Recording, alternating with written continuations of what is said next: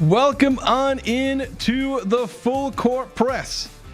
Jason Walker here. Eric Frandsen will be walking in the door in just a moment. We were just going over some stuff. We've been pretty busy today trying to figure out some stuff for our high school broadcasts. But today it is all about the Aggies. That'll be our topic for today. It'll be a shortened show over the airwaves on 106.9 FM, 1390 AM The Fan, and streaming online at 1069thefan.com and on the 1069 The Fan mobile app. We will be handing it over to Westwood One for their presentation of the NCAA National Championship game. Is that pregame will be starting at 4:30. Believe the game tips off at 5, or does it tip off at 4:30? Suddenly, okay, 6:50. Are we handing? Holy cow, that's a lot of pregame for us to be handing over to them. Well, that's what we bargained for. So we're going to have a shortened show there, but we are going to keep it going as long as we can today on our YouTube stream. The Fan KLGN is where you can find us on YouTube. And so if you're listening over the airwaves or on the mobile app or all that, and you want to make sure you're keeping it with us through the entire show, we'll be going probably an hour and a half at most, I think. We're not going to be going too long because we've got kind of one main topic for the day, and we have some other topics we're going to have to do with the transfer portal with the rest of the Pac-12, but we're going to dive into those a little bit more tomorrow. But coming in the door a little bit late, it's Eric Frandsen.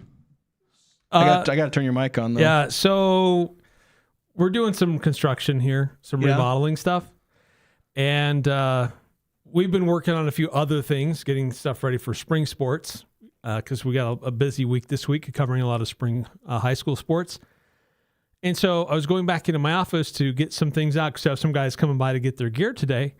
And my office door locked and closed, and I don't have the keys. So I never lock my office. I probably should. So you just got locked out of your office. So I got locked out of my office. Did you actually get into it before you had to run in here? Yes. One of our friends here found a way to jury rig to get it in.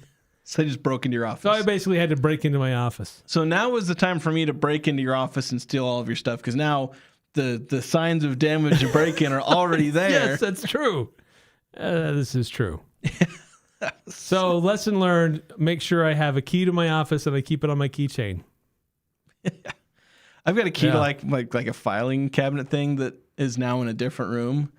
And it's like, technically I can lock it, but I just leave the key in there. Not that there's anything really valuable. I mean, I guess technically you could sell a couple things in there on eBay for $10, but I mean, I should be locking my office. Not like I have a ton of sensitive stuff in there, but there is some things. And right now it's like the storage room for a lot of it is like technical gear that would be because the stuff nice on the open market. We don't want that. The room that used to hold all that stuff was always locked. Yes, it's currently getting some work done in there, so now all that stuff gets dumped in my lap. So nobody come and steal our stuff. No, please.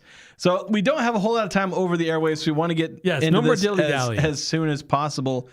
If you haven't heard the news, Utah State now has 3 players that have been announced publicly as returning for the roster. This is the new norm. Everyone's a free agent, and then you got to announce every single player as you re-sign them, even if they're not technically in the portal. You got to, once the season ends, if you still have eligibility, assume everyone's in the portal. Yeah, and athletic departments in these programs are doing as much as they can. You look across the conference, the Pac-12, and even with the Mountain West, with you look at Wyoming and Colorado State, they are announcing returners as many as they can, nail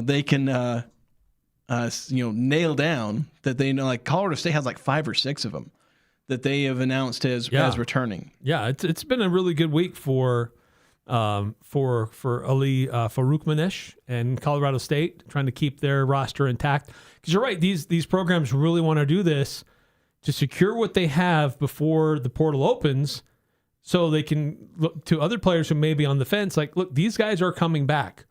Or those who may be in the portal, look at the stability that we have. Look at the foundation we already have in place. And for Utah State, with Mason Falslev, Karson Templin notably, yes, Braden Bowe was one of the first, but he was a redshirt guy. We really didn't see him, so we don't really know his value. But we absolutely know Karson Templin and Mason Falslev. One of the rare breeds in college basketball who will now have started and finished their careers at the same institution, the full 4 years in one place. And how much coaching turnover has there been since then? And add a redshirt year for Mason that Karson didn't have, and you add one more into the mix. I mean, these guys have gone through a lot of turmoil while wearing Aggie jerseys, but they've also been the standard of success throughout, and that will continue. And now with Mason Falslev as a reigning Mountain West Player of the Year coming back, that is huge news for Utah State. Yeah. One of the rare times in this modern era, in the NIL open transfer portal era, where the Conference Player of the Year comes back when he has that year, an additional year of eligibility. Yeah, well, it's not happened in the Mountain West in the NIL era, because Sam Merrill is the most recent to do it, and that was pre-NIL. Yeah. So he's the last one to do it. Now, mind you, I think there's 6 players between Sam Merrill and Mason Falslev as far as Mountain West Player of the Year. 4 of them were seniors and going to the NBA draft. So it's not like there's been this epidemic of players transferring out once they win Player of the Year, although it was very common for a lot of people, first or second team All Mountain West, to transfer. Really, the only ones who have stuck around recently have been Tyson Dagenhart, Miles Bird once, although he's now entering the portal, and then Mason Falslev. Most other players were leaving if they were first or second team, like Nick Davidson, Tomislav Bullion. We're going to see about Jake Hall. He's another player. We'll see if he sticks around in New Mexico. Yeah. But yeah, Mason Falslev, and Karson Templin, I think somebody tweeted out a few days ago, that these are going to be they were talking in ifs at the moment, but now this is reality. So both Karson and Mason, they're going to be the first players to play 4 seasons at Utah State since, I think, Trevin Dorius, and, first people to start and end their careers at Utah State since even before that. So it's this is something that we just don't really see anymore. And I think I should probably go and look around some of the one-bid conferences as well to see how often does a Player of the Year stick around in a non, high major conference? Because the players who get all conference honors at any mid-major, low major school, they are almost always dipping immediately. You make first or second team. If you're a freshman of the year, let alone conference player of the year, defensive player of the year, you're usually out the door looking for that big paycheck. Right. If you receive any kind of an individual honor in the Mountain West or any mid-major program, like Player of the Year, Defensive Player of the Year, Newcomer of the Year, things like this, if you receive any kind of an individual recognition or first team, it's rare that those players come back because their profile is now elevated and they become in super high demand. And so it's a rare thing anymore. And we've talked about this before. It's been a while, but we're to the point where senior day, you would recognize your seniors, and most of those guys were guys that were there for your whole program, and this was their last hurrah. Now it's it's senior day, and a lot of those guys have only been there 1 year. Yeah. But they should do some additional recognition for anybody who starts and finishes their career at one institution. Super senior, I don't know, give them a key to the city. I don't know what you need to do. Elective mayor. Yeah, there should be some additional recognition. And I'm just not just talking for Utah State. I'm talking in college athletics. There should now be some other level of recognition for a player who started his or her career at one institution and went through all their years of eligibility and finished at that same institution, because it is extremely rare today. Yeah, it is. And when you look at Mason now, I was doing the math on, what could he end up doing as far as all time? Because, I know Carson's probably not going to set too many records. He might get some, he'll probably get on the leaderboard as far as games played. But you look at what Mason could end up doing. He will very likely be the all-time steals leader for Utah State. He'll likely finish first in games played and games started. He will finish top 5. There's an outside chance he could end up second in minutes played if the Aggies play 36, 37 games. He's going to end up top 3 in assists, or at least top 4. He'll end up top 5 in points.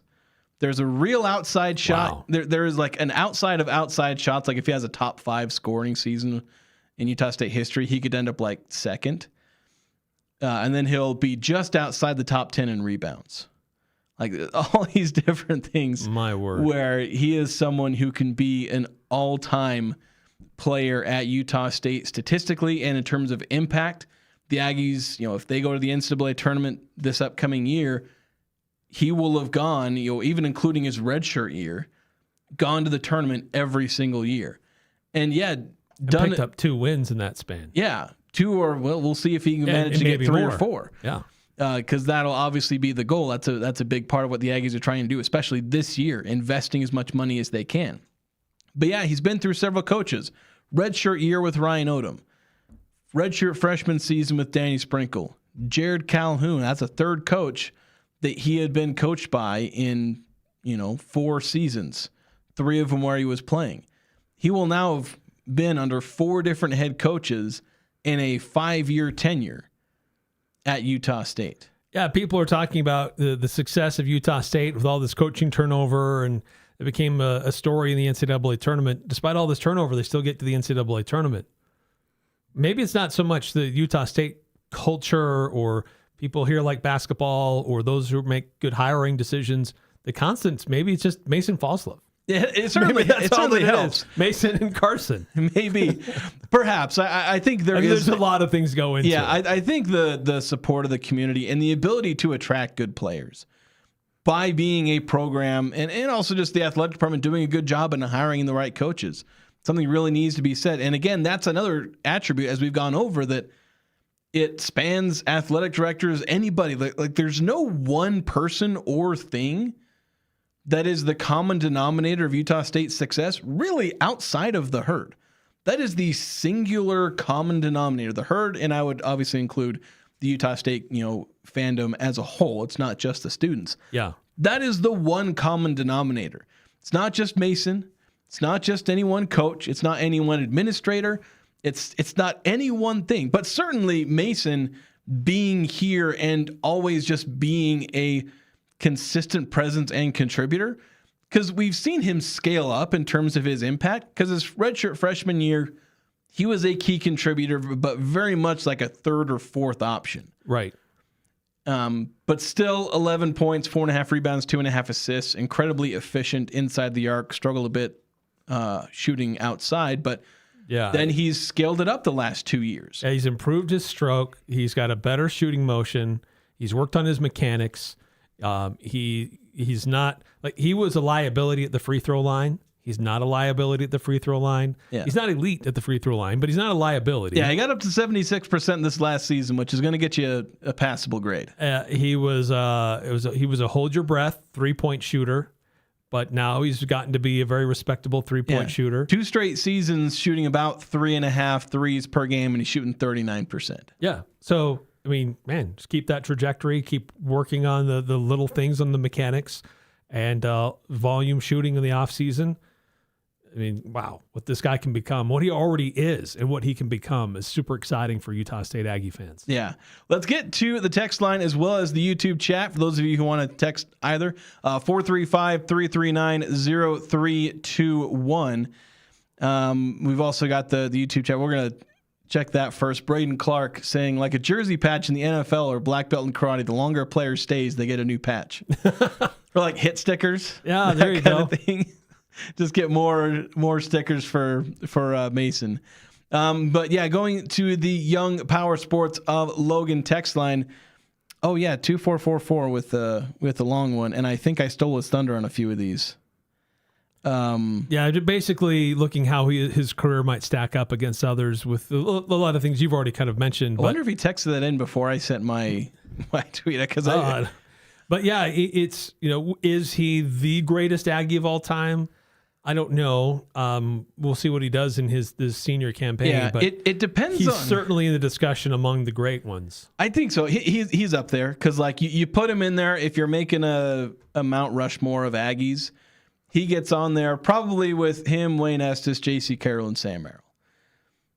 It's pretty crowded for maybe those last one or two spots because you got Greg Grant, Marv Roberts, Nimish Keta. There are a lot of really deserving players. You go back far enough, you got Burt Cook, who's really the first Aggie star.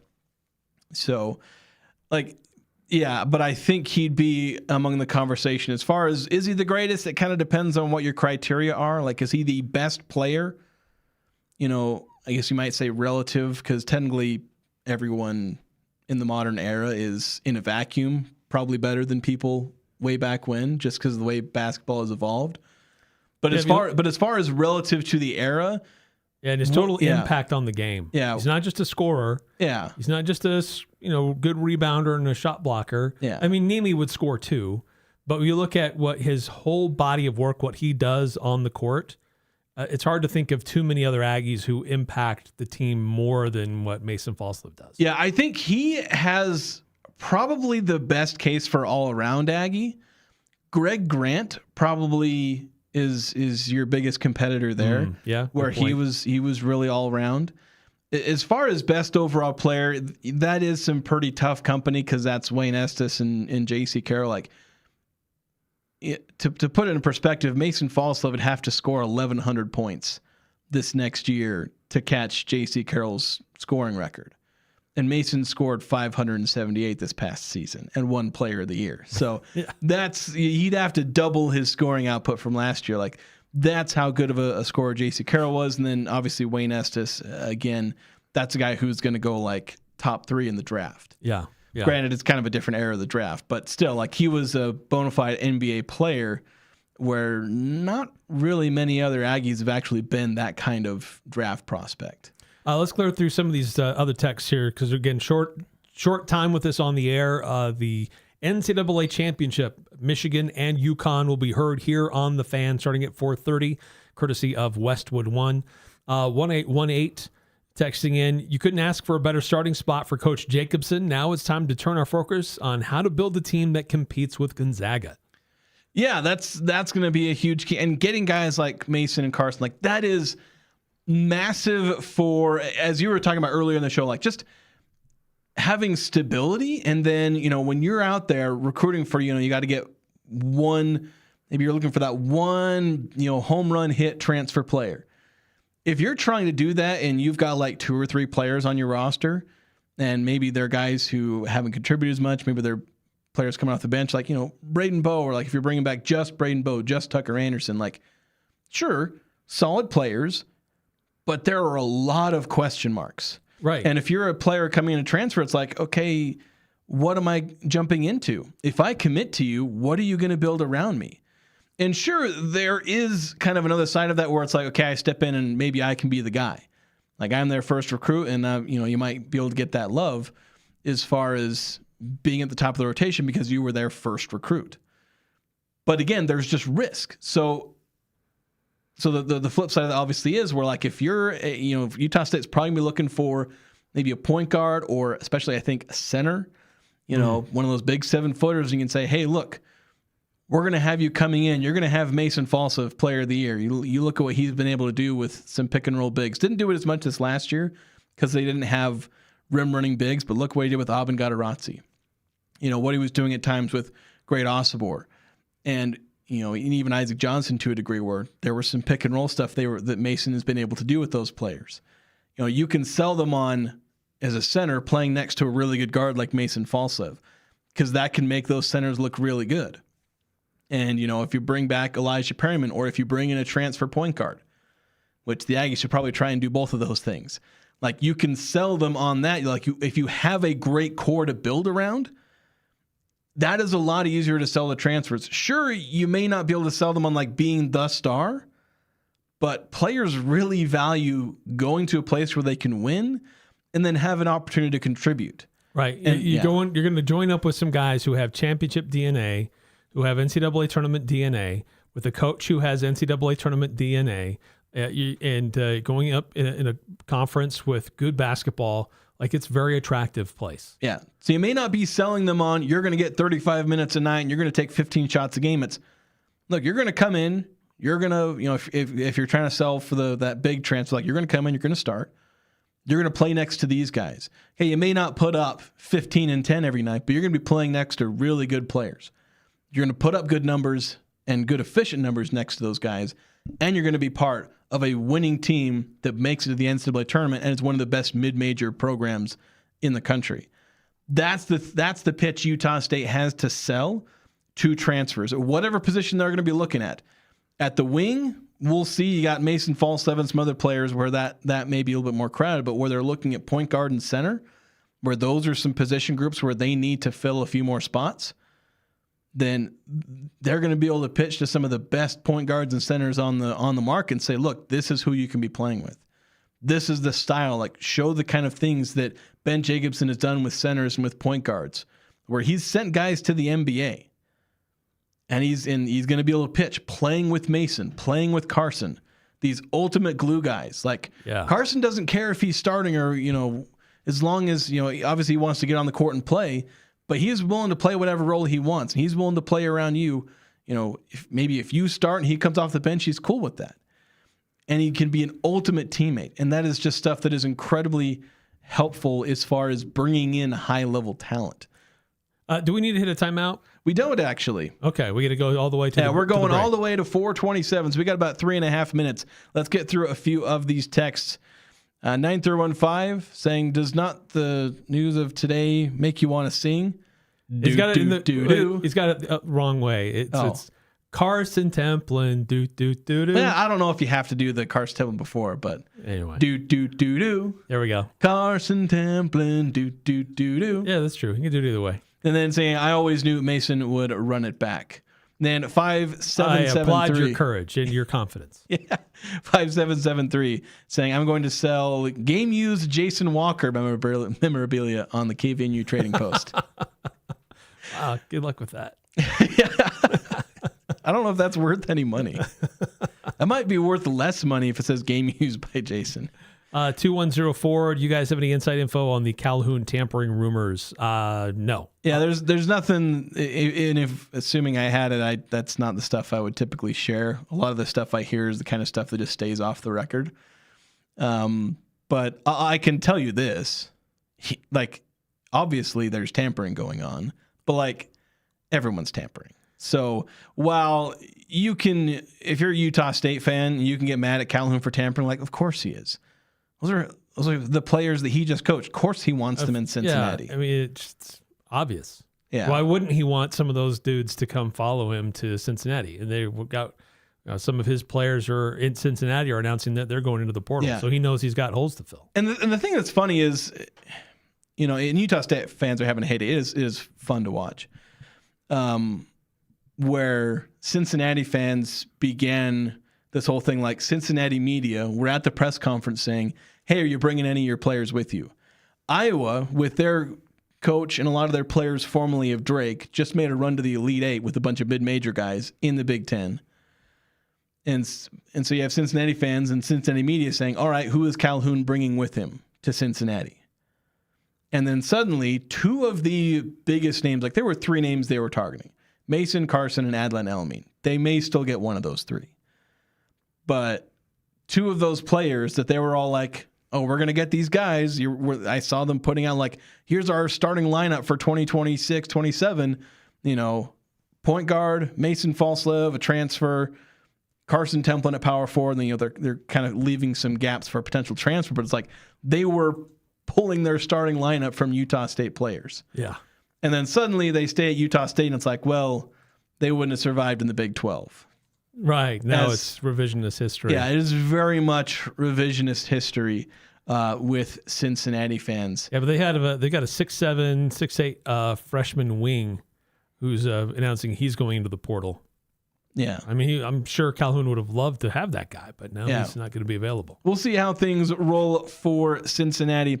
Now, we're running up against it. We are going to hand it over to Westwood One over the airways. If you're listening on 106.9 FM, 1390 AM, The Fan, or any of the mobile app or anything like that, switch over to YouTube. Search The Fan KLGN to find us on YouTube. We're going to keep things going. We will step away for a minute, but we'll be back in a couple minutes here on YouTube. Keep listening.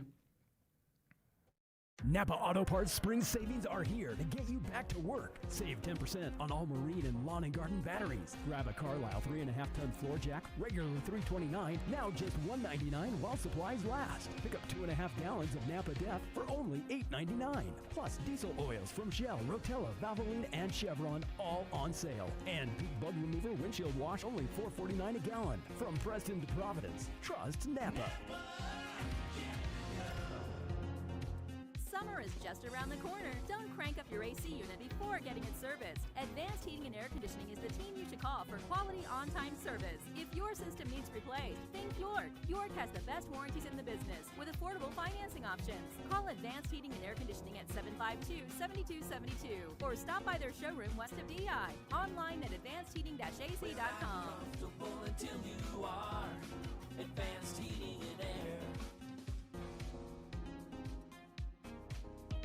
Got a junk vehicle just sitting there? It's worth money right now. DD Auto and Salvage in Logan is paying top dollar for junk cars, trucks, farm rigs, and scrap metal, and they'll even come pick it up. DD Auto and Salvage handles any kind of metal recycling. Junk cars, scrap, large cleanups, you name it. With tow trucks, roll-off bins, and heavy equipment, no job is too big. Call 787-1204. That's 787-1204. DD Auto and Salvage, turning junk into serious cash. Now here's a concept. You earmark a third of your profits to go back into the community to local charities. Dex Imaging does that. My name is Nate Lamson, and I'd like to share with you what I know about the company that acquired Valley Office Systems. Dex Imaging is committed to continuing quality customer service on your copier, printer, or office solution while raising the bar to become a strong community partner. Visit deximaging.com. We think globally, but act locally. Hi, this is Emily with Serenoni.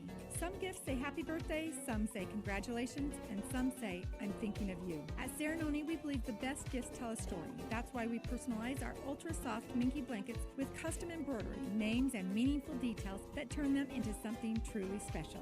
Perfect for new babies, birthdays, sports teams, weddings, and even in times of loss. When a little comfort means everything. Because when a gift is personal, it becomes part of their story. Shop online at Serenoni.com or visit our showroom on 10th West right next to iFit.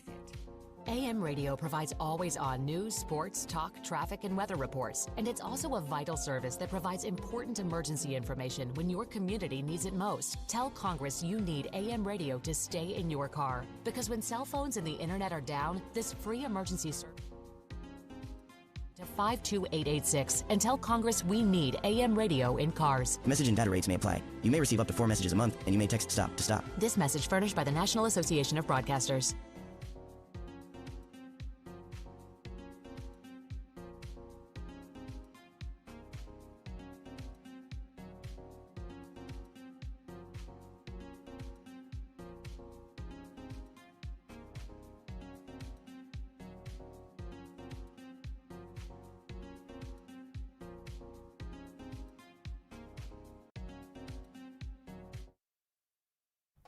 All right, welcome back to the Full Court Press. Jason Walker here with Eric Frandsen, now exclusively on YouTube. Of course, if you're listening on the podcast, I doubt there's been more than 1 or 2 seconds between when we ended our over-the-air portion versus now jumping into this. But we're grateful, however you're listening to our show or watching. We're always glad to have you on. That's right. So we've got to continue on our text line, and we'll keep going through all of these. And if you're on YouTube, you can send it in via the YouTube chat as well, and we'll try and keep an eye on that. Let's see. Okay, 9938. 9938. Okay, let's see. Was it just this one? Yeah, with the success of USU coaches, why did Tim Duryea struggle most? Yeah, I think that's a fair question. Yeah. I think that there were a few things that were tough that Tim Duryea inherited. It's always tough to replace the man. And Stu Morrill was an institution. But there were things that were happening with Stu Morrill's style that had Utah State falling behind in the Mountain West, in their transition to the Mountain West. And so Tim Duryea was trying to modernize basketball at Utah State, and try to get the players that could compete at the Mountain West level. And he doesn't get enough credit for some of the recruiting that he did, that he set the table for Craig Smith, but Craig Smith still had to come in and make things happen. Yeah. Craig Smith still had to revive the student section in the community because those things weren't happening. So there were some things that were a bit of a struggle for Tim Duryea that he walked into, but he was given multiple years to try to figure it out. But I think we have to reach back to Craig Smith to revitalizing the excitement level, the energy to get the students going and the community going again. Kind of like what Gary Anderson did for football his first go around. Like him being in the community, the way he got people excited about football and got that arena mostly full, especially in his last year, it was full. Like their personalities helped move things along to that next stage. And so the guys before them, they may have had some things that they did nice with recruiting, because Bobby Wagner was not a Gary Anderson recruit. Robert Turbin was not a Gary Anderson recruit. And there's a whole list of other guys like that. Those were Brent Guy recruits. But you get the right guy with the right personality, with the right schemes that highlights them, and it adds fuel to the fire. So Tim Duryea did some nice things with recruiting. I think he did some nice things to try to modernize basketball at Utah State, but he struggled to really get traction and move things to the next level. I think he also had a weird thing with David Collette. If there's not whatever happened in a practice where he has a concussion and that's handled properly or handled differently and he doesn't end up transferring right before school starts, that was a year that was set up with the roster where that could have been a special year. And if he sticks around with everything else that was going, Tim Duryea probably doesn't end up getting fired. But the David Collette thing was just kind of like just adding one more strike against Tim Duryea. David Collette, that was Duryea's first year. Which had he not transferred that, Tim Duryea could have started out on a much better first foot, because he did have Jalen Moore, Chris Smith, like that could have been good. And I think, and then he had to lean into freshmen Kobe McEwen and Sam Merrill. There was a world in which if Tim Duryea had been given another chance, which again you can debate whether or not that would have been smart. I don't think it would have been a smart choice, because most people's memories of Tim Duryea were of the program kind of slowly dying. So I don't know if it would have been, even if Tim Duryea could have turned it around the next year, like sometimes part of firing a head coach is about getting buy-in again from a bunch of boosters who have kind of tuned out. Yeah. That can revitalize a program. Even if the coach was going to start going on the up and up, sometimes you just got to turn over the new leaf anyway. But yeah, if he stays, like, do Sam Merrill and Kobe McEwen end up being the best backcourt in the Mountain West? Because obviously Sam Merrill took off, and Kobe McEwen was a pretty good player in his own right. Yes, he was. So maybe Tim Duryea could have done a little bit better, but I think there's a combination of things that Tim Duryea couldn't control and things that he could control, where like some of the buck does obviously have to fall on him that he didn't succeed, given that the guys before him and after him have all stacked 20-win seasons. He is the only exception. So, but there were also things that he couldn't control in some respect. Yeah, and sometimes we see this in sports, we see this in business. Sometimes somebody who has been there a long time and has been part of the culture and has been the number two guy, has that opportunity to become the top person. Well, it's actually, they're just better suited to be that number two person. And when they get into that top position, it's just not quite the same. The demands are different. You can't be everybody's friend. Because when you're an assistant, you can Not to say that he was, I'm not trying to paint him in a way that he wasn't. I mean, just there are some times where when you're not like the person sitting in the big chair, you can do things and say things and act in certain ways that kind of deflect what the big chair is trying to accomplish. But when you're there, you have to change. And some people are not adept at being able to do that. I always think of Josh McDaniels in the NFL, where he is, I mean, at least as a Patriots fan, some of the best years offensively have been over Josh McDaniels. But you look at his head coaching tenures with the Broncos and with the Raiders, he was terrible as a head coach. But he almost couldn't be better as an offensive coordinator. Yeah. And sometimes that's just the situation. Sometimes you're just suited for that kind of smaller role, and you're a star in that role, but your personality, your strengths and weaknesses don't necessarily fit with being a head coach. Want to jump into some more of these texts here. 7994 saying, reward players for staying hazing style. What? Okay. If you transfer, your shorts must be 80s super short style. You get to add an inch for every season they stay. There we go. The players might stick around a little bit more if they're having. So if you transfer, do you make them shorter? Like by the end, they're wearing Speedos, basically. It's like, I've been to 5 schools in 5 years. There's way too much thigh. That might be an effective deterrent. Yeah. 1818 with another text saying, how important was Mason's impact on the matchup zone, do you think? How easy will it be for Calhoun to find someone to replace him? Jacobson or Calhoun? I think he's talking about Calhoun, not being able to have him. System. Okay. It'll be really interesting to see how Calhoun moves on from not having Eric Hout. Because that was something that once, the first season, it was a little up and down. Things kind of weren't working toward the end of the season. And then, in that first season specifically, in the offseason, they identified some better players. Like, they needed a little bit more length. Like, Ian Martinez was a decent defender, but once he kind of got into that star role, a little bit more energy expended on offense, wasn't as good of a defender his senior year. They needed a little bit more length. MJ Collins was a better defender, had a little bit more length, had a little bit more athleticism. Also, Adlin Elamine had more athleticism than Tucker did. I mean, similar size, but Adlin was able to move a lot better. Yeah, there were things. Tucker kind of has some lead feet out there. Yeah, there were some things that Adlin can do on defense that just nobody else on the team could.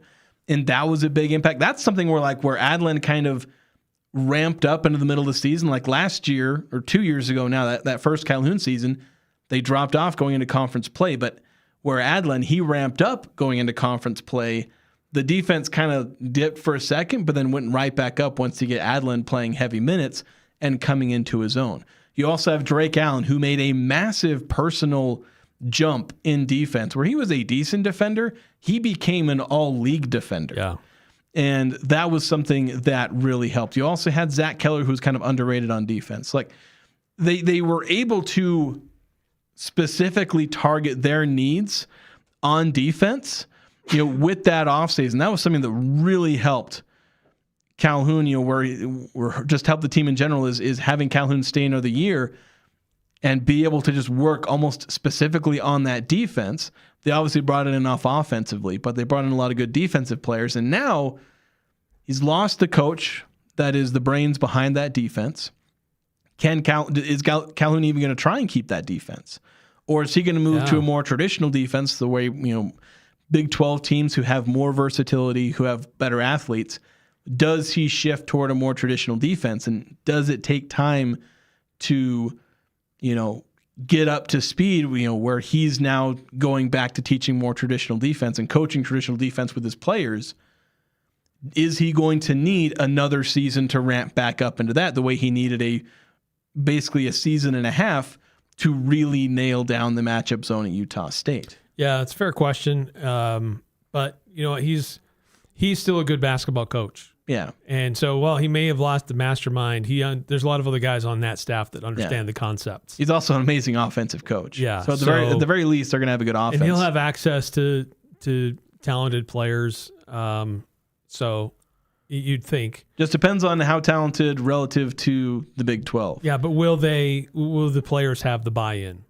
right? Yeah. Will they be committed to it? Yeah, but as far as Mason's personal impact on the matchup zone, obviously as an all-league defender, yes, that's there. That is important. But it didn't all hinge upon Mason. Yeah, the scheme was very much every player had to be on point, and so this isn't like building you can't really build a defense around a perimeter player. Like that's just not really how defense works. They can be a massive, impact.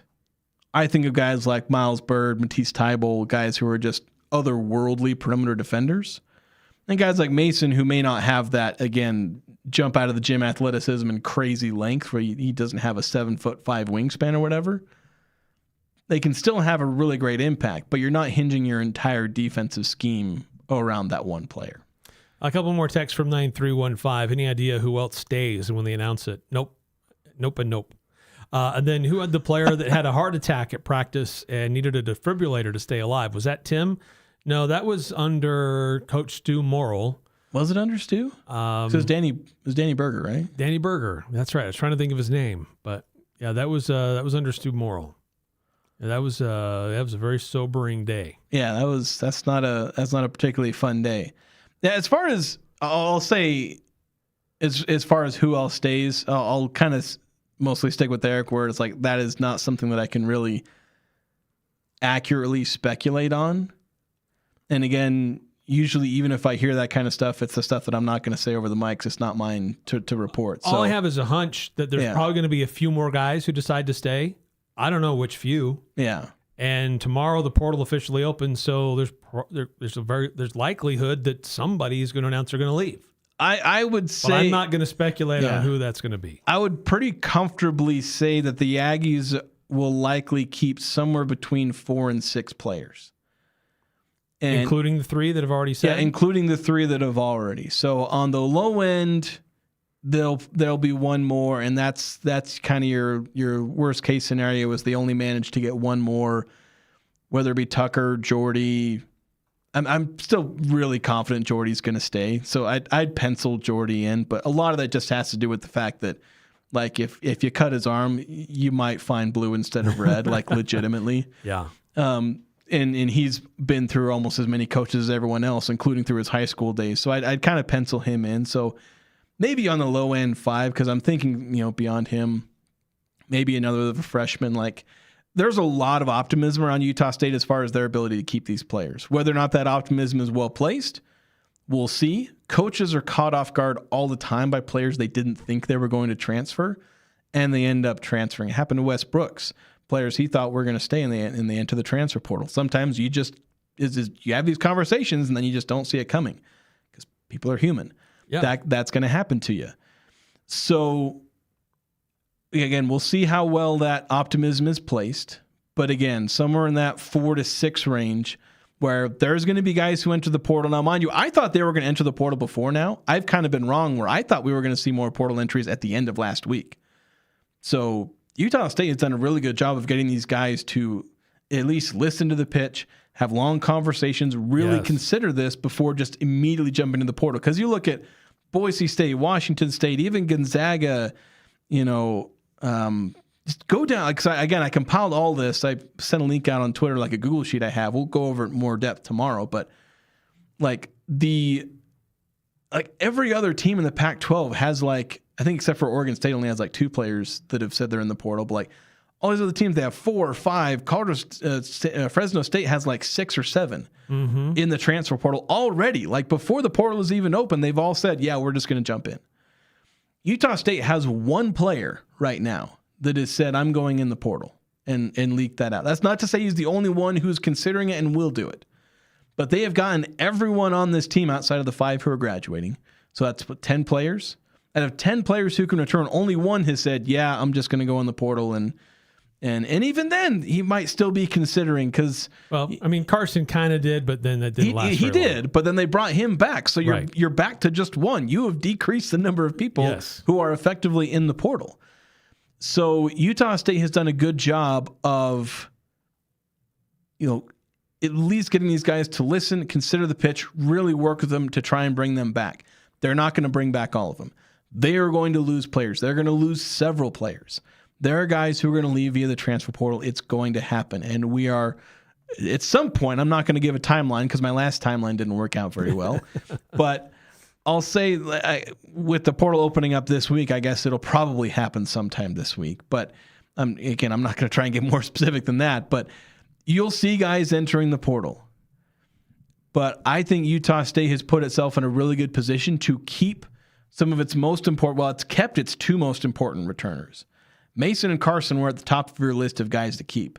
Now you start moving on to kind of your secondary guys. Elijah Perryman, Adlan Elmi, that's probably your next tier. Yeah. Can you get those guys? If you can keep both of those guys, holy cow, Ben Watch Jacobson. out, Pac-12. Ben Jacobson will have hit a grand slam. Yes. I don't think they will keep both of those players, but that's kind of your next tier. Then you got guys like Jordy and Tucker and, well, all the freshmen, Kingston, Tosi, and I mean, they've already got Braden Bowe. We'll see about David Aweezy, but yeah, I think Utah State at the very least has positioned itself very well to keep its key players and then keep enough of its roster overall to have solid continuity. And then Ben Jacobson's going to do, I think, a good job in bringing in some transfer portal players because they're giving him some money to play with. More than, like, Utah State will actually be able to go out there and bid on somebody they haven't been able to bid on. Like, players they have been excluded from even being able to try and recruit. Yeah. Can't even have conversations with these guys. Because they'd have to find these under-the-radar people. But there are guys who are like, okay, maybe we're not going to offer you the most money, but we're going to get like 80, 90% of what they're offering.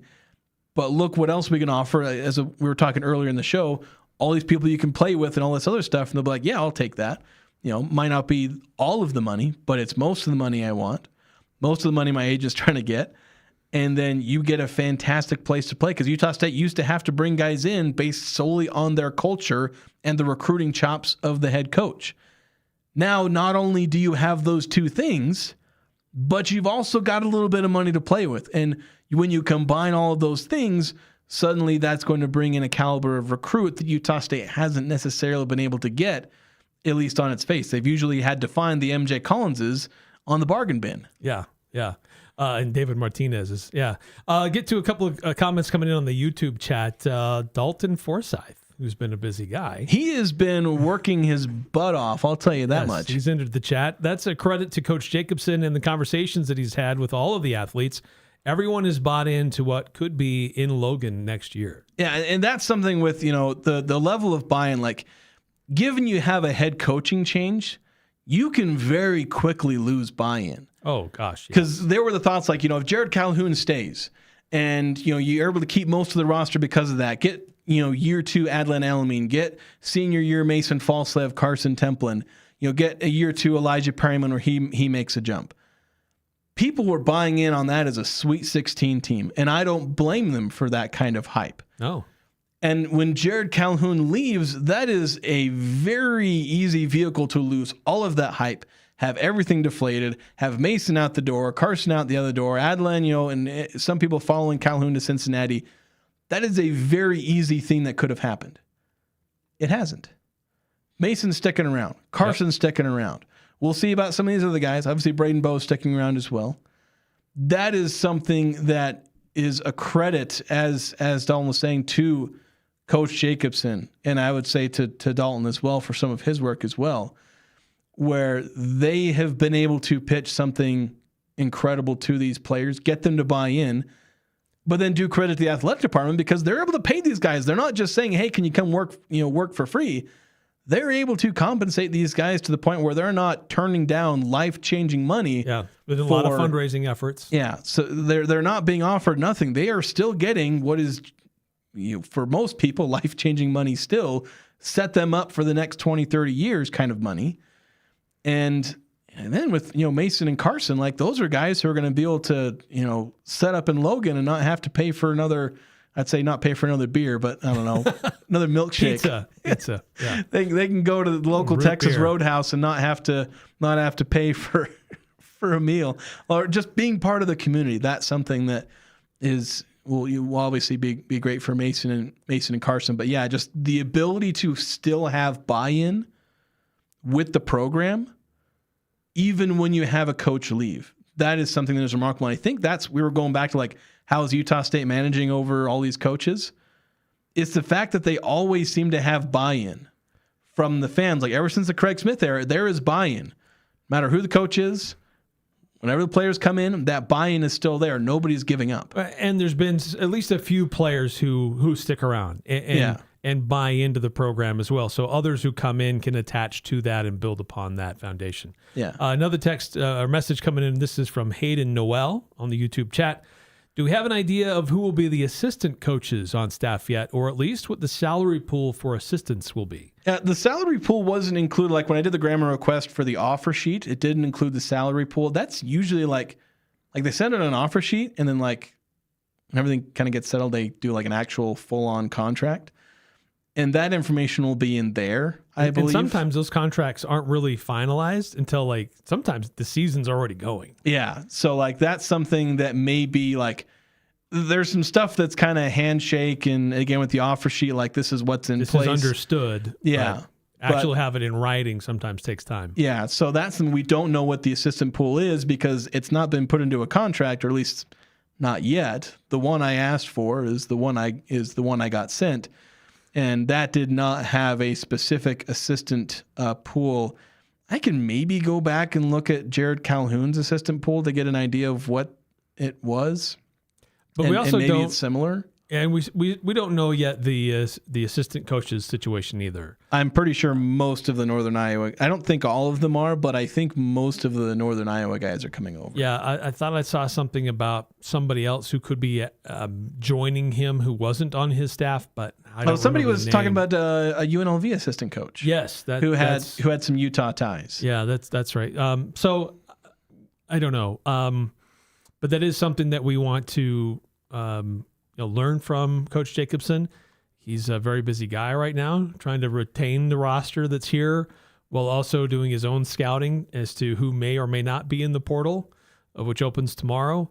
So that's a very, very busy time for coaches, and still also trying to firm up recruiting for high school players. Yeah. Because that letter of intent signing period is not that far away either. Yeah, and Utah State doesn't have any high school recruits at the moment, though Ben Jacobson had high school recruits that were at UNI. Yeah. And we'll see if any of those, there's a lot of eyes on at least two of them. I think there were 3 recruits that he had as part of his class. I suddenly can't remember the third guy's name. One was Xavier Zenz. He's reportedly going to be on a visit coming up soon here. That's right. Jordan something that begins with a B. Jordan something. I suddenly forgot his last name. Kid from, I can't remember where he was from. Because Xavier Zenz is from Wisconsin. I can't remember where the Jordan kid was from. But those are 2 of the guys that there seems to be some smoke as to them maybe coming to Utah State. We'll see. Again, it's just smoke. There's nothing that I have concrete to report there, but those are obviously some guys to keep an eye on. But speaking of Ben Jacobson and his time, we are going to have him on, I believe, tomorrow at 4:00. Oh, I know we put in some requests here and there. Yeah, I've been putting in some requests. I think we're also going to have Manny Martins on later this week. So yeah, I've been putting in some requests for some interviews. We're gonna have some interviews over the next few weeks. Awesome. So we'll be talking to a lot of different Aggies with basketball, with soccer. Hopefully gymnastics, and also women's basketball. I want to have a chance to sit down with Wes Brooks. A couple of different things we're cooking up with content for women's basketball, so stay tuned for that. Let's go back to the Young Power Sports of Logan text line 2444. I think the NCAA tournament success is what could set Mason above Sam, JC, and Nemi. If he gets a 3rd or more tournament win next season, I don't see how he wouldn't be the greatest, most accomplished Aggie of all time. Probably not wrong. Yeah, that's the thing. Like, I mean, if certainly Sam and Nemi had one tournament year like robbed of them, where they could have won one, if not 2, games in the NCAA tournament. The way that team was rolling, but you're right. Success is what it is. The numbers don't lie, and if Mason gets multiple wins, 3 wins or more in the NCAA tournament. I mean, there aren't any Aggies that can say they have that kind of resume. Yeah, I'm not sure if you're looking at individual accolades and then kind of accolades that he's gotten with the team where, 2-time regular season conference title, got the, added the conference tournament title this season, player of the year. I think this last year was his first time on the first team all Mountain West, but like he's a 3-time all Mountain West, or 2-time. I don't think he got it his redshirt freshman year, but you add whatever Pac-12 honors he may end up getting next year. Yeah. Like when you add all of that up, now I'm going off the top of my head here, but I don't think there's another Aggie in history who compares with that. Yeah, certainly it would be the most decorated. Yeah. And in a lot of ways, the most accomplished with what he has achieved. Now, he still has to go out and do this stuff his senior year, but he's on a great trajectory to do that. Yeah. 9315. That's why I brought this up, Jason, because I was in your camp of most all-read announcements of I am in the portal. Does any part of that make sense to you? No, it doesn't make any sense to me. Not particularly. I didn't catch that. All right, so another from the YouTube chat. This is from Hayden Noel. Has anyone asked Coach what his scheduling philosophy is like? With the Pac-12, we should have some more games for out of conference, correct? Yes, that's true, because Utah State will not have as many conference games in the Pac-12 as they had in the Mountain West. So that's a great question, and we'll make sure we ask him. Because they will have more opportunities to build in the Mountain West. So sorry, I was pulling up the stream. Great question. Now I'm hearing myself back. Yeah. So they will have, they'll have more non-conference opportunities. They'll have more opportunities to build a resume in the non-conference than what they do in their regular conference. So I don't know what his scheduling philosophy is. That will be interesting to see. You look at some of the things he did at UNI, and granted they had some challenges just with the type of team they were, or the type of conference they were in, getting notable games on their non-conference schedule. But that will certainly be one of the questions that we ask.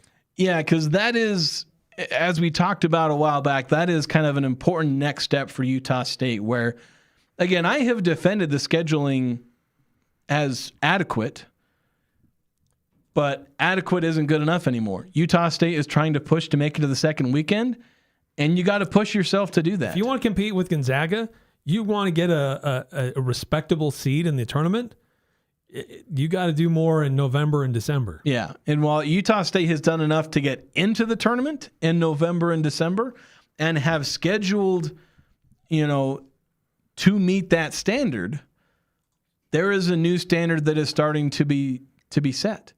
Utah State is starting to find some success in the NCAA tournament. Again, they had one tournament win over like 50 years, from like 1970 all the way to 2025 or 2024, whenever the Danny Sprinkle season. They had the 1 year where they won a tournament game with that was the 2001, and now they've gotten 2 within 3 years. Now that's to some programs that's not much to write home about, but for a mid-major program, that's something where you're starting to see a trend. Where before the trend was you always make the tournament. Now the trend is make the tournament, win a game in the tournament. Now the next step is make the tournament, win a game in the tournament, win the next game.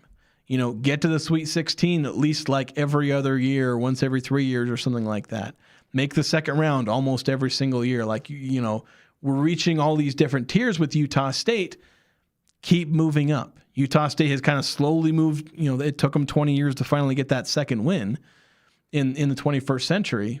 But now we're seeing an acceleration of the program. So that's something they're going to need to figure out. And scheduling is part of that. Where scheduling was probably kind of a bit of an Achilles heel with Utah State in making the NCAA tournament and getting a good seed in the NCAA tournament under Stu Morrill. But at that point, the program, what they got out of Stu Morrill was something the program needed. That, 30 win seasons, 2.5 seasons without losing a home game, that kind of stuff. But as we've moved on, the program has had to evolve, and it needs to continue to do that. Yeah, and I'm just looking over Northern Iowa's non-conference scheduling over the last few years. Last year, I didn't see any big programs, Power 4 programs in their non-conference. The year before that, not really. I think they had Washington State on a neutral site. In 2024, on a neutral site, they played North Carolina and Texas Tech. They played Texas Tech close, got blown out to North Carolina. Played Stanford.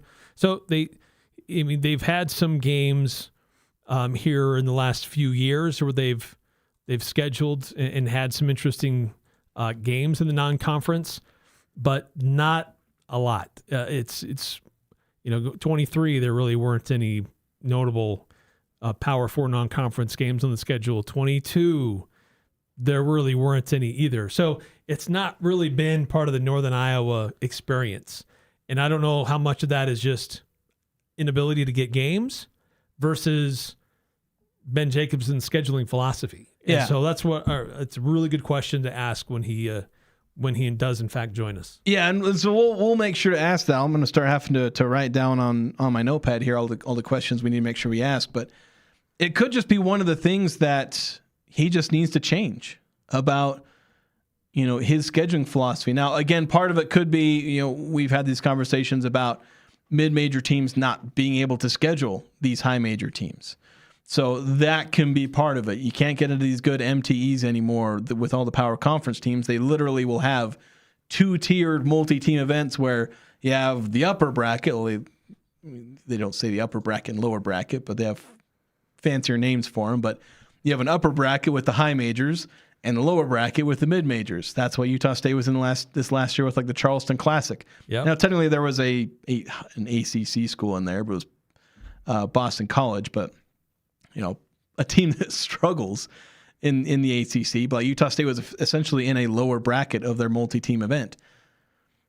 But as is Cam Walker and Ben Jacobson, when they were talking about what's your vision, Cam Walker's asking Ben hey, what do you see yourself doing in this? And as Cam was talking about, Ben Jacobson basically almost read off Cam Walker's ideas for his vision of the program. And I would hope that one of those bullet points is finding ways to have a non-conference schedule that will catch eyes. Right. You may lose some of those games. Yeah. You probably will lose some of those games. Yeah, you will lose those games. But it sends a signal that you're trying, that you're trying to test your team, you're trying to make things happen for your squad to get them ready, or at least show that we're not just scheduling a bunch of powder puffs to stack wins. A couple more questions on that, kind of related. Jeff Nybergall, sorry if I didn't mispronounce that, asked Coach how he feels about 3-day MTEs as well. And then Iceman says, can you guys ask him on how or if he will try to get BYU and Utah in any way to play? Yeah, we might have to bundle all of these scheduling questions. Those are great questions. Yeah. Now, he doesn't have the history. He doesn't understand the history with Utah and BYU, but he'll be a quick study. Yeah. There are people here who will quickly tell him that they would love to get those teams back on the schedule. Yeah. And maybe with more non-conference games at his disposal, that might make it a little bit easier for him. But Utah and BYU don't necessarily have the same number of non-conference games at their disposal. And they're not thrilled about the idea of playing Utah State. Utah doesn't necessarily want to play Utah State because they're likely to lose to them. And BYU doesn't, mainly because they just don't want to. And while playing Utah State would be a quad one game, and that is theoretically beneficial, they play in the Big 12. They have no motivation to add more quad one games. They have motivation to schedule easier games because they need a cupcake section of their schedule so that they can not be dead by the time they have to play the murderer's row that is a Big 12 schedule. Yeah. Yeah. We've been saying this for a long time. It doesn't hurt these teams to play Utah State because Utah State is a good enough program. The metrics are good. They're healthy. It doesn't hurt you to play or lose to Utah State. But as you said, they are trying to get their teams dialed in and playing with momentum as they go into arguably one of the toughest basketball conferences in America. Yeah. So it's not always easy to convince them to make that happen. Yeah. On the text chat, Matt Leake saying, all due respect to many of the Aggie greats, love them, and so thankful for their contributions. However, Mason is playing in the most competitive conference that the Aggies have ever played in. And I think that's a fair point. Like, now, again, as I said earlier, there's kind of an aspect of like modern basketball players just with the evolution of the game and the evolution of kind of the types of players that end up playing basketball. Mason is better than probably in a vacuum, better than some of the older players. But like I think Sam played in that same league. He did. And Sam had a lot of accomplishments in that same league in years where more teams in Sam's era went to the NCAA tournament. I don't know. I mean, Mason was playing in it when they had 6 the other year. Yeah, that's true. Let me see. Let's see how the conference compared. So let's see. Oh, and when did Sam Merrill leave? What was his last year? 2020. So yeah, so his kind of key years. So looking at 2018-19, that's his sophomore year. That was when he won Player of the Year. They sent 2 teams to the NCAA tournament. Next year they sent 0, but they would have sent like 2 or 3 because San Diego State would have gone. Utah State obviously would have gone. I don't know if anybody else would have gone. So that's 2 or 3. And then his senior year, or no, that was the year after. So like, yeah, I think the San Diego State team, that was the kind of peak San Diego State or close to peak San Diego State in the Mountain West era.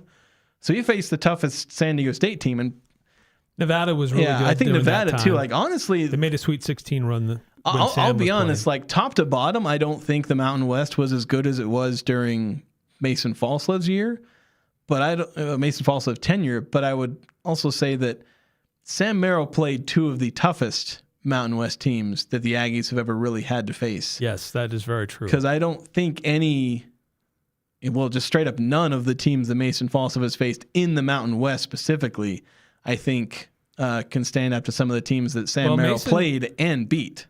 Mason played against the San Diego State team that went all the way to the championship, didn't he? Probably.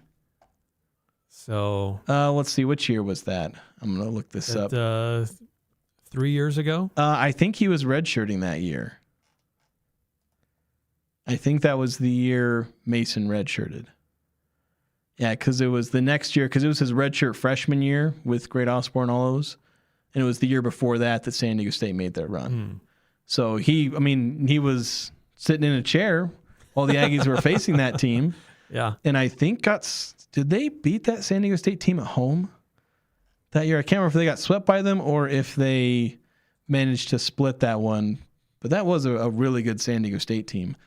Although before their tournament run, it didn't feel like they were one of the best. There were others that had more hype going into the tournament, but that one just managed to put it all together. And were obviously good to begin with. They won the Mountain West Championship by 2 games and won the conference tournament. So, like, just kind of weird that you would have probably, of course, the team they had the COVID year might have made a run as well. They were like top 10 in the country. Yeah. So, yeah, that's why that conference championship, that tournament game was so big for Utah State because they beat such a really, really good San Diego State team. Yeah. And that's where Sam Merrill, I think, like if you're making an argument of like greatest and kind of most decorated Aggies, and you're kind of lining up your criteria like that, you're going to end up narrowing it down to Mason and Sam probably. Depending on how Mason ends up with his senior year, we don't need to be writing, there's a lot of things that he hasn't accomplished because like Mason Falslev right now is not on par with Sam, with JC, Wayne Estes, all those. We're kind of projecting him, assuming he has a similar year for his senior year. Right. If he stays on the current trajectory that he's on, then he'll be there. But if he has an injury or for some reason this new playing style blunts some of that, I don't think this new playing style will blunt. I honestly don't think so. I honestly think that Ben Jacobson is going to help elevate Mason's game because one of the things that Mason, like, he has become a better jump shooter over the course of his career. And that is something that Ben Jacobson's like lead guards, they have been good jump shooters. Now, sometimes that's just recruiting that kind of player. But I think also developing Mason where like he's played under coaches who have not really leaned into the mid-range jump shot. Like even their star players aren't taking a lot of mid-range jump shots. And there's merit to that coaching style because you don't want to take a whole lot of mid-range shots. It's the most inefficient shot in the game. You want to limit it to like your star players some of the time. And we saw that with MJ. Sometimes he'd take it. He was good at it. Very rarely Mason would do it.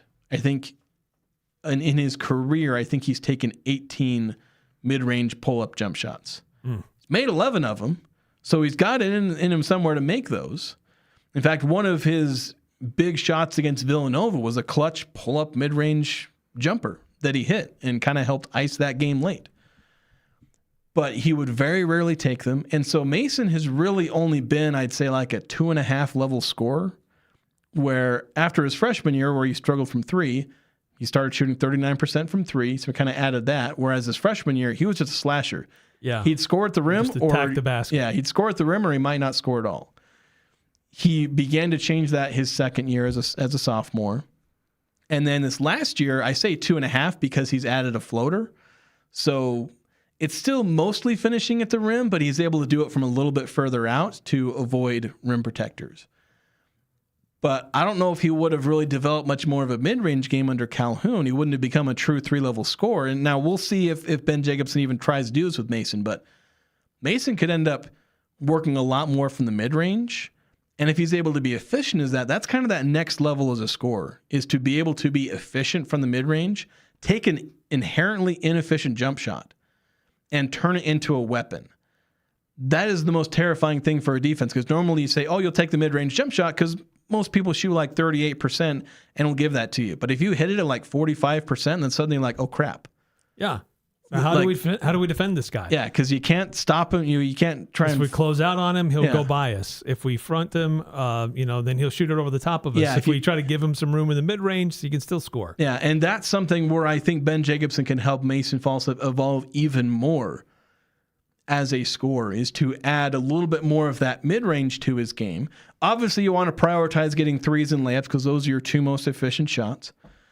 But being able to turn the mid-range into a weapon, like that is the next level for a star. And I think it's something that Jacobson will be able to do with Mason Falslev. A couple more messages coming in. 6676. This came in, I guess, last Monday. Oh, he sent one in. Yeah, it was last Monday. You weren't there, I think. Yes, I wasn't here. Or this came in late, so we would have seen it on the Tuesday after. Yeah, I know. I read that one over the air. Oh, yeah. Okay. This is a while ago. But then there's a new one. Glad to hear Falslev and Templin are coming back. They are good together. Eric Frandsen is also a stud. There we go. You Dave, put his name in there. I know, Dave. Thank you, Dave. So there we go. You're very kind. So, yeah. So that's kind of where we're sitting at with Utah State basketball, in a really good position, I'd say, where you've brought your two most important players back, and now you get a chance to fill around them. And it puts the Aggies a step ahead of most of the Pac-12. I think that's another aspect, is you're going into the Pac-12, like, who do you have a head start on? Now, a team like Gonzaga, even if the Aggies, maybe you could consider them ahead, because Gonzaga's losing a lot of good players to graduation. They're also starting to lose some players in the transfer portal. Yep. But it's also Gonzaga. They're going to reload. Right. So they might fall behind you for a second, but they're going to catch up pretty quick. San Diego State, get ahead of them. I don't know if they fall behind. They reload. They don't rebuild. Like I said, fall behind in the offseason, and then they catch up back to by the end of the offseason recruiting period. Okay, I got you. That's kind of what I mean there. So even if Utah State gets ahead during the offseason, they'll probably, at least on paper, fall behind because of the caliber of recruit Gonzaga can bring in. San Diego State, I think, is a team that Utah State can get ahead of. Miles Bird, BJ Davis. If San Diego State can't hold on to them, they still have guys like Magoon Guath. We'll see. We'll wait and see how those guys, how San Diego State navigates the portal with guys like Magoon Guath, Pharaoh Compton, Elsie Harrington. There's like half a dozen other promising freshmen they've got. They've got incoming freshmen that are going to be talented. So I don't know how much ahead Utah State can get of San Diego State, but they're going to have a little bit more continuity. And then Colorado State, I think, is a team that's going to have a lot of continuity, but I think the Aggies have overall better players, or at least they have the best player, Mason Falslev. And then everyone else in the conference, so you have Gonzaga, San Diego State, Utah State, and Colorado State are all going to be in a decent spot. And if Utah State can get ahead of like two of those other three teams in the top four, Like, be that number 2 to Gonzaga, because everyone's going to put Gonzaga at the top, preseason number 1. Get right behind Gonzaga, be right on their heels, be ahead of San Diego State and Boise or in Colorado State. You're already pretty much going to be ahead of Boise State and everyone else because they've got to rebuild most of their roster.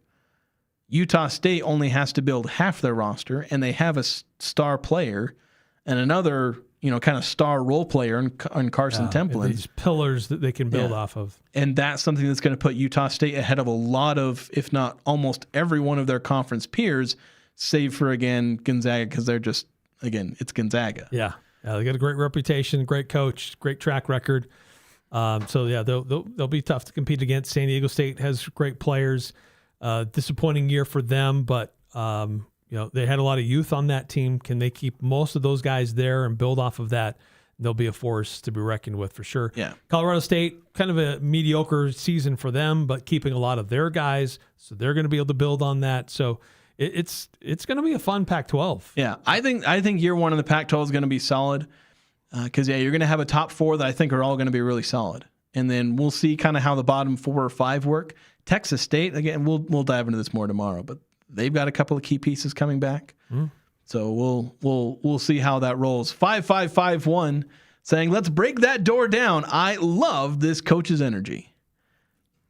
Good. I like that. Oh, by the way, speaking of San Diego State, I didn't see this earlier, but San Diego State's Magoon Guath intends to enter the transfer portal. Oh, okay. So that changes the. They have Miles Heide entering the portal, so that's the numbers there. Yeah, that's a lot of calculus going against San Diego State there, because at this point, it's a lot of freshmen like Harrington, Farrell Compton. Do those guys stick around? How well do you build around them? I trust Brian Dutcher to be able to bring in good recruits, but these are guys that were supposed to have like 3-4 year tenures with the Aztecs. Yeah. And kind of year 2 of what was kind of supposed to be their tenure was really disappointing. Like year 1 was, we're building up. Year 2, they didn't really do anything. And then year 3 may not happen because they might all be transferring. Yeah, and there were some injuries in the mix there, but still the underperforming based on kind of what was expected of San Diego State. Now, a number of these guys are on the market. Yeah. Which it's too bad for San Diego State. Can you get Magoon Guath in an Aggie uniform? Wow. That would be. I don't think that's going to happen. Wow. But in fact, awesome. I would be pretty confident saying it won't happen. But yeah, that would just be weird. It'd be great for the Aggies to have a guy like Magoon Guath. Like, I think that's kind of the biggest thing for Ben Jacobson is, he's obviously hitting. He's just about batting 1,000 right now with all of the things he's needed to do. I think the one more thing we need to see him do, and it's going to happen in the transfer portal, and there's some other things on the checklist, like, again, trying to hang on to Adlin and Elijah. But as far as the transfer portal, him being able to find like a top-tier center recruit, at least realistic, I guess, because the top tier, like, you're not going to get those top-tier guys because they're going to command like $3 or $4 million. But can you go land a $1 million or $2 million center, which like is an unthinkable thing for the Aggies to do because that's their entire roster budget. Yeah, good heavens, if they even got one for $500,000, I think that would be a huge win. Yeah, get a center that can come in and average 10, 11 points, 7+ rebounds, and like 1.5 blocks. Because that's the kind of thing that Utah State has often been missing. Where if you add that to some of these last couple of teams they've had, they probably end up in the Sweet 16 a couple of these years. This past year, they probably had been in the Sweet 16, partly because they wouldn't have even been playing Arizona in the second round. So we'll see. There's some things ahead for Ben Jacobson. There's some mountains for him to climb still, but the first couple of hurdles that he's needed to overcome, he sailed over them. Yeah. And I think there's great reason for Aggie fans to be excited. And one full week on the job, and he's kept the most important player in the conference. He's kept the most important role player in the conference. He's kept a quality freshman who was one of the highest, a group of highest rated recruits ever to commit to Utah State. Yeah, if he wasn't in the group with guys like Adlin and Kingston Tosi, he would have been the highest rated recruit in the class. Yeah. So the guy's getting work done in a short amount of time. Now, we'll see what happens over the next 2 weeks. Yeah. But the job's not done. Yeah, super excited to see where things are going so far. Yeah. Iceman on the YouTube chat saying, are you sure he's not talking about the Aggies' great Eric Frandsen? I think he was referring to Dave's text. I'm confident. Confident he's not talking about Eric Frandsen. Because he spelled my name how it's spelled. I think at one point, like, because I know I talked to you like way back in like 2015 or 2016.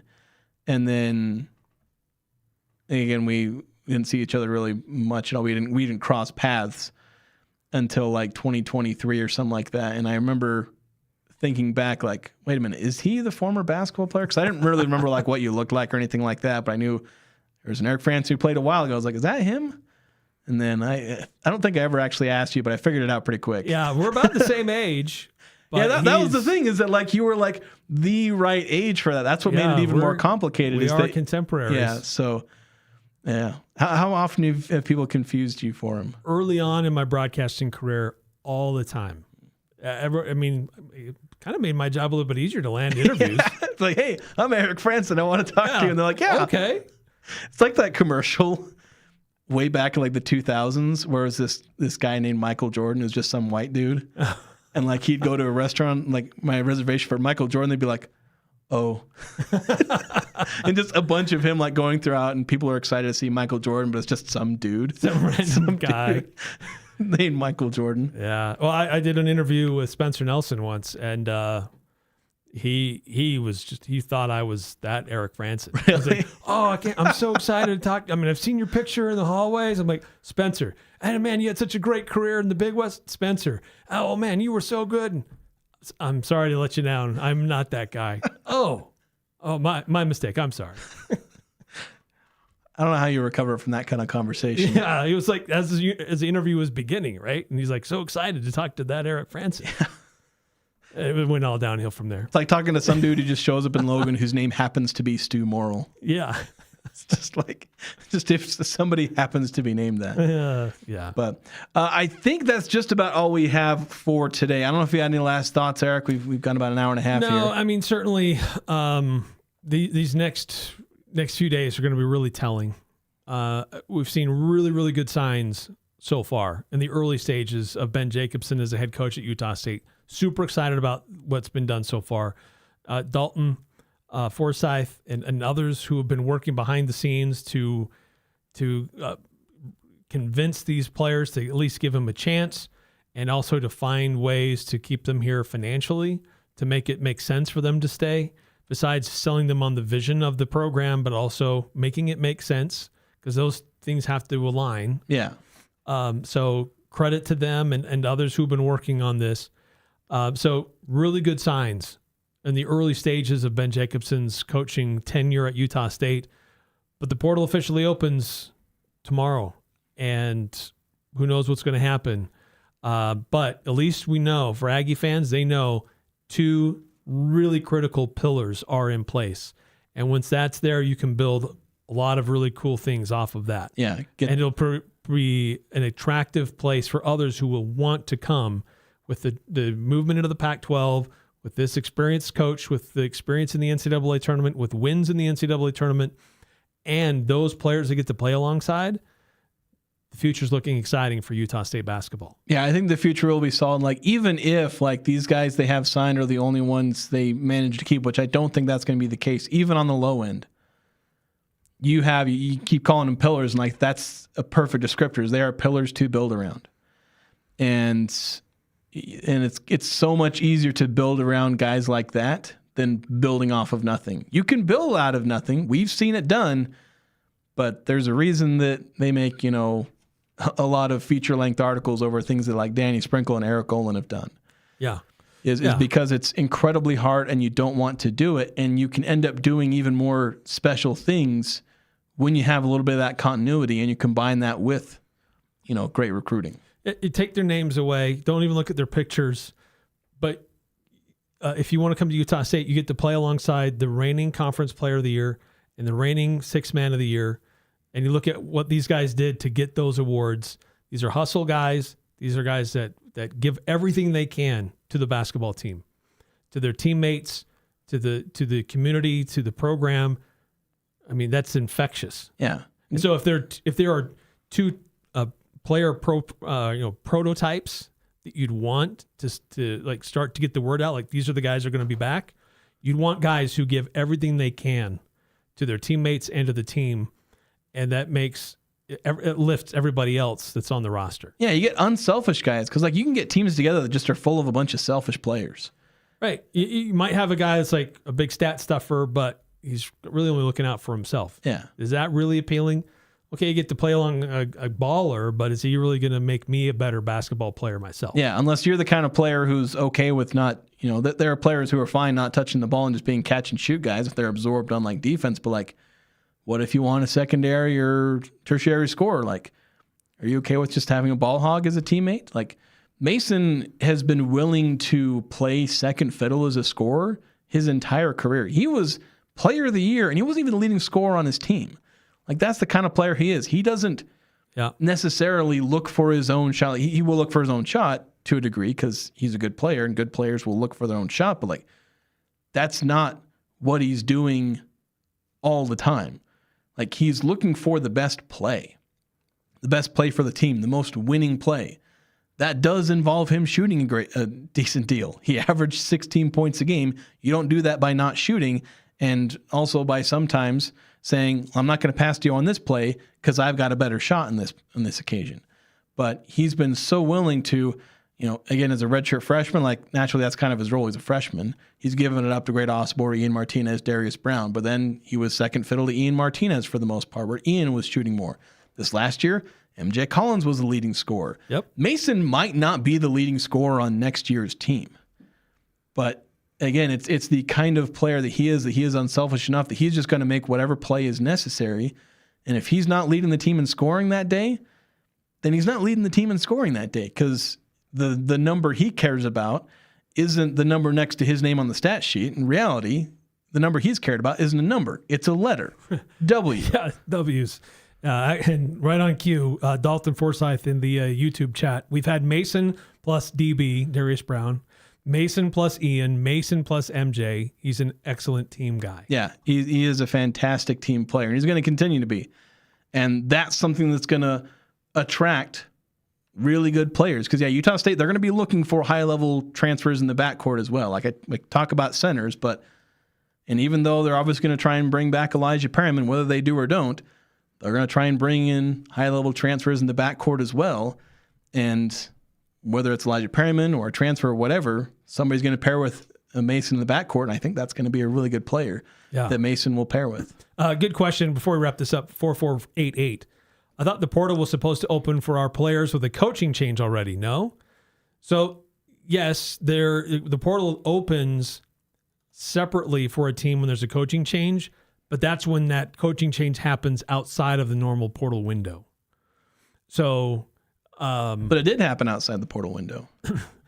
True. Within a week of the portal window opening, or I guess maybe there's a range where, like, if it happens at the end of your regular season, like if it happens after your final game, maybe that's actually an interesting question. That is a good question. I don't know the actual answer to that. Functionally, they've been acting like the portal isn't open until tomorrow. Right, because there's a lot of teams who've had their coaches like change, but nobody is in the portal. Everybody's announced their intentions to enter the portal, but nobody has actually entered a portal yet. Yeah. And so that's a good question. We'll have to do some digging on that and get a more concise answer. I might have to just ask the people in Utah State to be like, can you just answer this really random question for me? Did the portal technically open for these guys? Final chat on YouTube. Iceman saying, better hire the other Eric Frandsen so you can really confuse him in the station.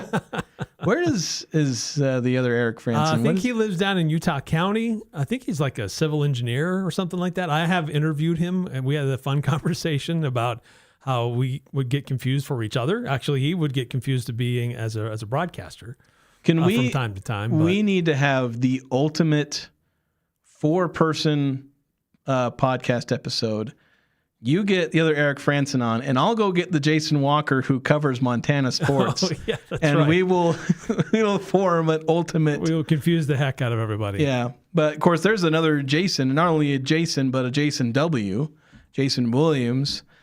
So I've managed to work with the Jason at like 3 or 4 different places.